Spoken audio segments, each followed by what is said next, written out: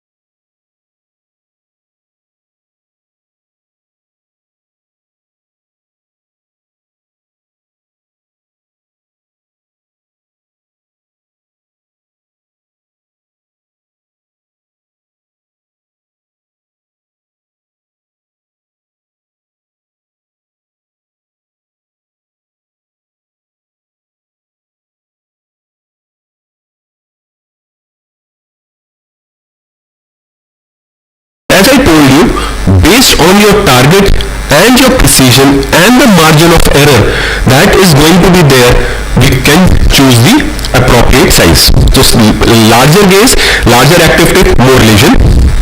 Second is the temperature. So now the temperature is, as I told you, we're trying to find that sweet spot.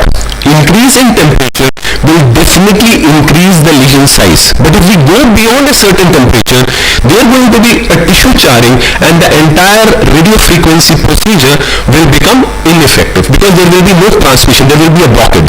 So for that, what we find out, the sweet spot is around 80 degrees Celsius, 80 to 90 degrees Celsius. So you can keep on increasing the temperature, but do not go beyond 80 to 90 degrees Celsius.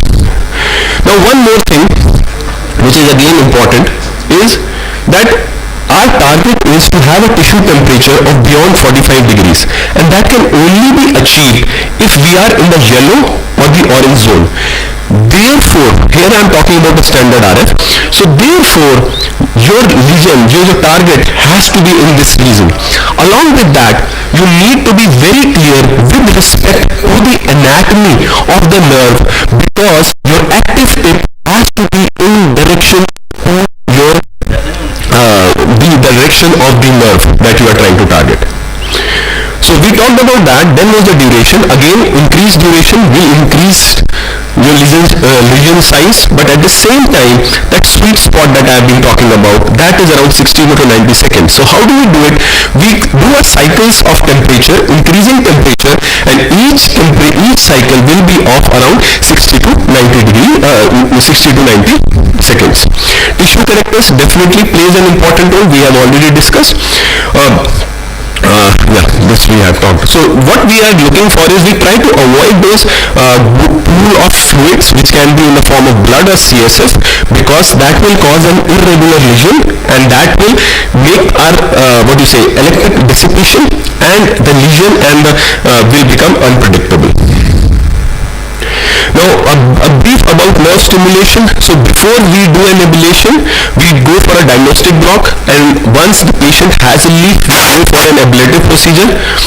And when we plan an ablation, again the key is precision, and the best way of precision that we do is by stimulation, by sensory and motor stimulation. Sensory is done at 50 Hz. We should get a stimulation, a response at 0.4 to 0.6, but as told by Dr. Dureja, we try to be close, so 0.2 and 0.3 is our sweet spot. So if we are getting a stimulation in the desired area based on the dermatome of that nerve, we are happy, but too close, again we can be intramural and we can damage the nerve. So that is why if we are getting stimulation at less than 0.05 is something that it means that we are intramural, and so we need not be there, we need to get slightly away from the nerve. With regards to motor, the motor stimulation is given at 2 Hz, and we are looking for a motor response. Sometimes the stimulation can be both, because most of the times we are doing blocks for sensory nerves, but we also do for mixed nerves, and very rarely we are doing for motor nerves also. So therefore, what we are looking for is sometimes a positive response and sometimes a negative response, that there should not be any stimulation. So once, as I told you, that once we have identified, I'll just finish. So once we have identified our target, our nerve, we did the stimulation, then the process of now regarding the orientation, this was something, this among these A and B, based on my talk, which among how many in the house would prefer a position A with respect to nerve, or B? So A or B? B. The point is that B is the right position with respect to it has to be in the direction of the nerve.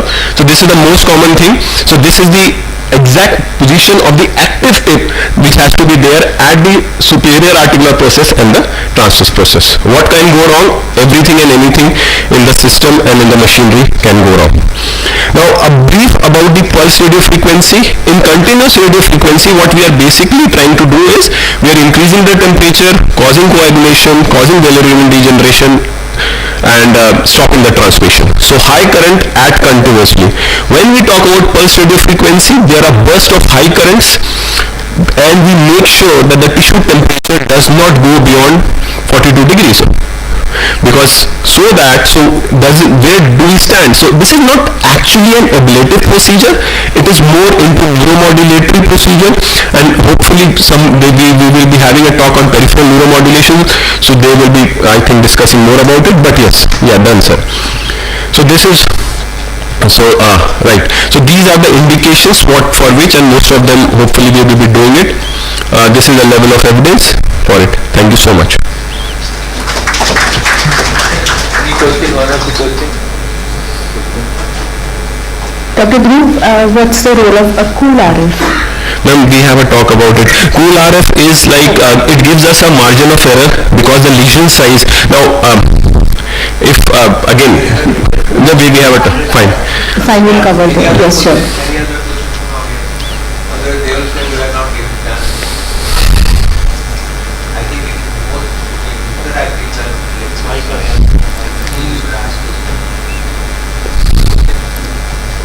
Thank you very much. Thank you, sir.